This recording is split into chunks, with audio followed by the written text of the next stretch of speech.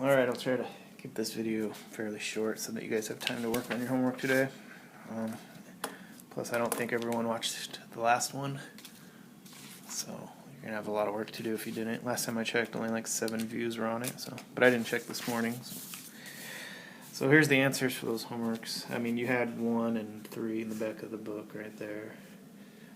Number 8, there's the answer. 1 plus cosine of x plus x times the sine of x over 1 plus cos of x squared.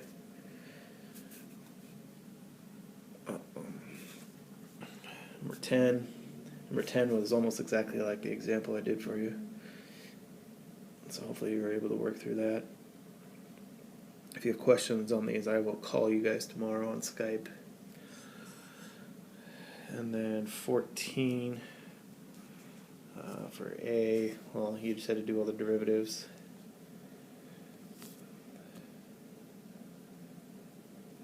B, the velocity is 2 times square root of 2. Speed and acceleration are the same. And there's the answers for C. I didn't give that one, so there's C. If you need to look at that longer, just pause it. Okay, so then that's the answers for those. We're going to move on now. I'm going to finish pretty much 3.5 today with notes. Give you a few more homework problems on that, plus another 1 homework problem that'll be like your 3.4 quiz that you'll have probably on Wednesday. You'll have it after I talk to you tomorrow. And then I said 3.4, right? That's the one with all the find the acceleration and velocity of the stuff moving. And then I don't know if we'll have a 3.5 quiz or if we'll just go straight to the test. We'll get that figured out later this week. But here's more 3.5 stuff. The next thing we need to talk about is not what I am for assigning you this, but this is an actual definition in math. Jerk it's the derivative of acceleration, basically. So it's sudden changes in acceleration.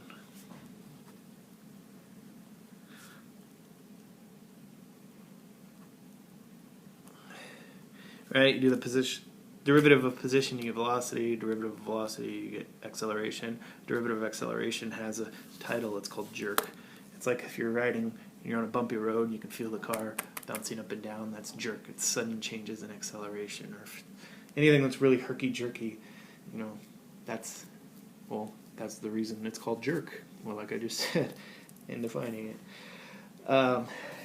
So, for example, your first homework problem today will be like this. It'll just say, like, find the jerk. I'll do number 20. Gives you position. It's going to have a trig function in it. Ooh, yay.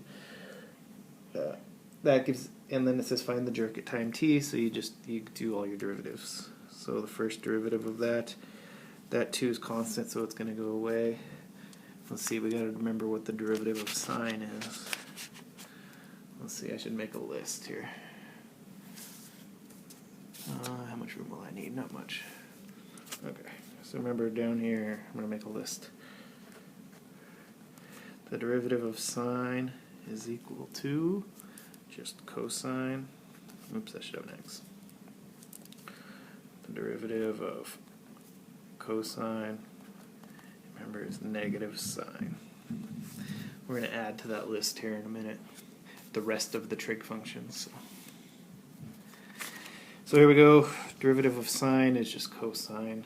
The 2 stays chilling out there, so that'll be 2 times the cosine of t. Second derivative of that, then, derivative of cosine, remember, is negative sine. 2 stays sitting out front, so that would be negative 2 sine of t. And now you just do the third derivative. Well, the derivative of sine is just cosine, so you'd end up with negative 2 times the cosine of t. And that would be your jerk function. So that's all you got to do, just third derivative. Okay, I said we'd add to this. I'm not going to prove them or sit there and work it out. But here are the rest of the derivatives that you need to memorize. Derivative of tangent. The way we could work that out if you wanted to, like say you forget what the derivative of tangent is, you can sit there and work it out. Because remember, tangent,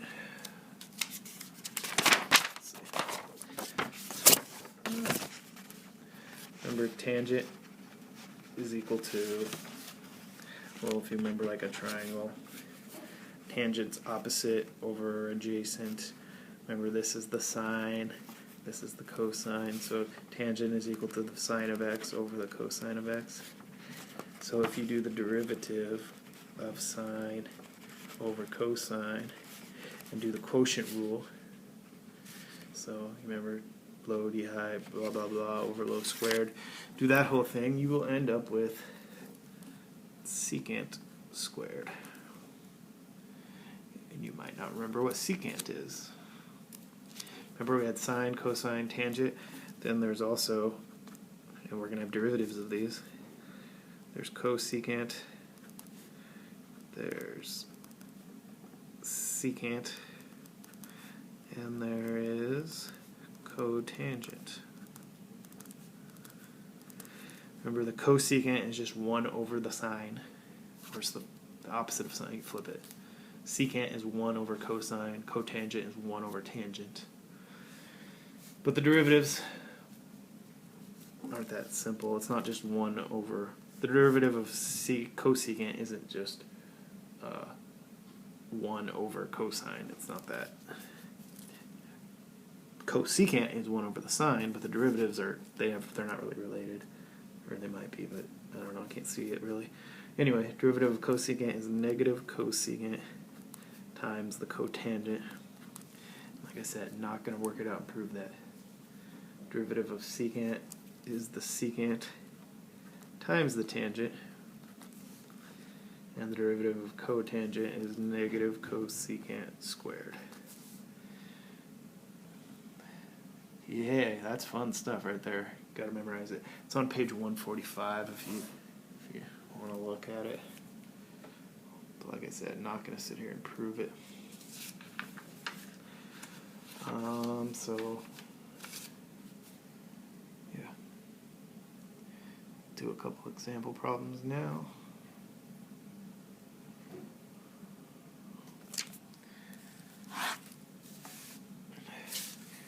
So I'm just working a couple examples right out of the book. It says find the tangent and normal lines. That might not be enough room. Hold on.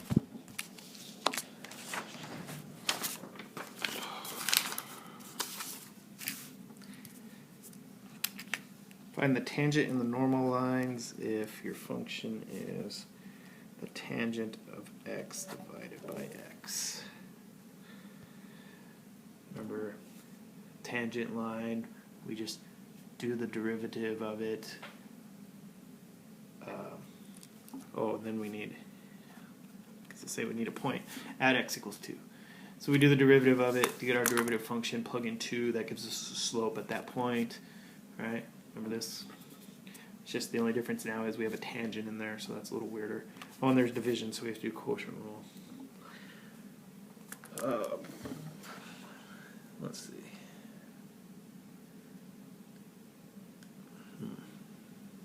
I'm just looking at the way they did it in the book. It's not how I would have done it.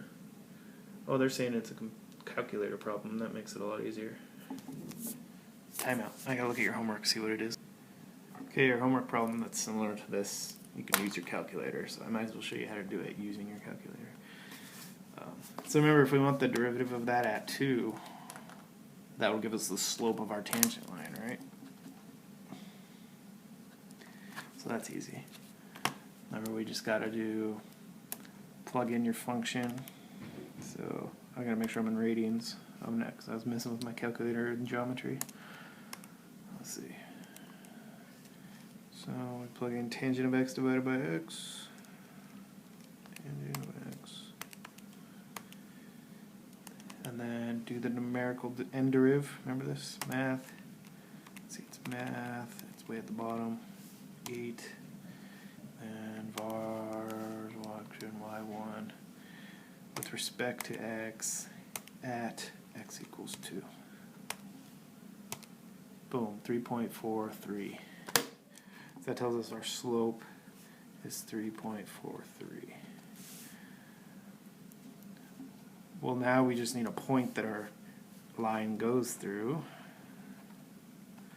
We know it goes through 2 comma something, and remember, to get that something you just plug in 2 for this.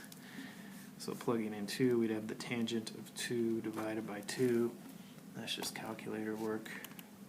Tangent of 2 divided by 2 is negative 1.09. So now we got our slope and our point. Boom, we're done. Y minus y equals the slope times x minus x. There's the tangent line. If you look in the book, this is just example 4 right here if you want to see their way of doing it. I didn't really read it, but I think they give it in y equals mx plus b form. Whatever. So now the normal, remember normal is just perpendicular to this. So we just have to flip the slope and change the sign. So we'll just have y plus 1.09 equals, let's see, 1 over 3.4. That's ugly. I don't want a decimal in a fraction. Like, you don't want to leave it as negative 1 over 3.43. That's stupid. So just actually do 1 divided by 3.43. Oops. Oh. 3.43. There we go. 0.292. So negative 0.292 times x minus 2. That's all you got to do. We could have done it by hand, but it would have taken a lot longer. I think we would have had to actually do the derivative of that and then plug in 2. We wouldn't do the limit definition way, where we go the limit of f of x, x plus h minus f of x, blah, blah, blah. We're not going to do that very often anymore until we start reviewing for the test in March or April, whatever it is, that we're going to get to our review. Anyway, here's another one. Find y double prime if y equals the secant of x. So this is just doing the second derivative of that. So first we'll do the first derivative. So y prime, derivative of secant, pretty much just memorization. Got to look it up. So now you can look it up. The derivative of secant is secant times the tangent.